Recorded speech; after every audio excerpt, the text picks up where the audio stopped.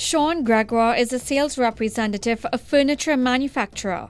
He entered the sales market 3 years ago after leaving his job in the public sector. In this interview, he tells us why he left his public sector job and how the sales market has changed in this economic environment.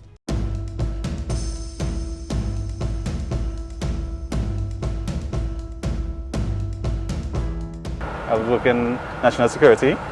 I worked there for 5 years, right? In the capacity of a confidential department where I work alongside police officers, coast guards, and army. So this is a completely different transition from that to sales. What made you decide to move? Well, basically, it was a point in my life where I said that I needed a change in terms of my income, etc. And MDCM was the company to offer me that, so it was a no-brainer. Is it difficult now to sell furniture as opposed to 3 years ago? Yes, it is. The economy have changed significantly within the last 2 years. I have witnessed it from my time being here, being in 2014, where we had a change in government. Even before the change of the government, there was a little downturn. What sort of percentage drop are you looking at in terms of sales between then and now? I will say close to 50 to 75%. It's really drastic. And I will say that, you know, we are fighting really hard to survive in this economy in terms of the spending of the government and private sector, right? And what sort of companies are purchasing furniture right now? Are you seeing more private or more public sector? I will say more private right now. The government, yes, they are spending, but only when it's necessary. You said that sales basically drop by between 50 to 75%. For sales rep, they depend a lot on commissions, and that depends on how much they sell. Yes. How has that affected your cost of living?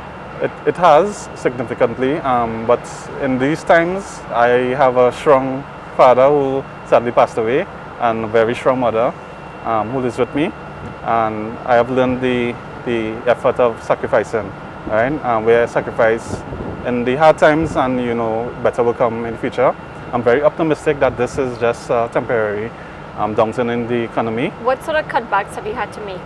Basically, you know, most important is the gas for my vehicle, because I do go on the road a lot, right? I have seen where the gas prices have went up, and I basically have to cut back, let's say around $500 in total in increased gas that I have to purchase.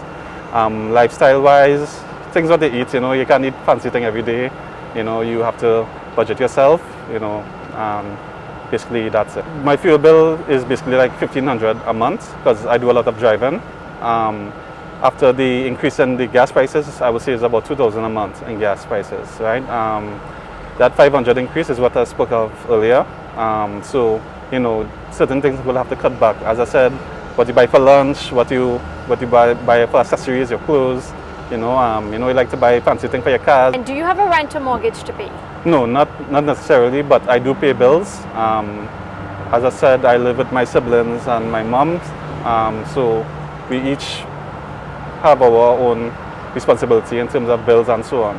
You know, and the bills that I pay, for instance, the loan for my car, the gas, and the other utility bills. You know, it adds up. You know, and it's hard for working class people right now with the downturn, because you know, things that you used to do within the last 2 years, which was the gas price was not so much. For instance, the buying online was different because you didn't have as much taxes. When you go to the grocery, have you noticed the increase in food prices? Yes, I have, and it's gradually going up and up by the week. My wife and I, when we shop, you know, we see the little $2, $5 increases in the local groceries and foreign groceries. And have you cut back on how much you spend in supermarkets? Yes, of course. You know, you have to, that's basically what you buy in bulk. You know, you can no longer do it because you have to budget your spending. Your sales are significantly down. So on a monthly basis, do you still make enough to take home to be able to pay your bills? Yes, I do. Yes, I do. I do get my my gas allowance and my phone allowance, and I have a basic salary. Anthony, there was a time when sales reps in this country did pretty well. Now the economy is not doing good and things are not running as smoothly as they would expect. That time is simply behind us. Sales reps are not selling as much as they used to even a few years ago. Yes. And about the tourism interview we did at the top of the show, John Bell had some interesting things to say about the diversification of the economy and about the possibility of a Sandals in Tobago. Right, and I'm sure everybody is looking forward to when Sandals opens in Tobago. Well, that's it for this week's episode of Money Matters. I'm Judy Kanhai. And I'm Anthony Wilson. Thank you very much for joining us this evening. Good evening.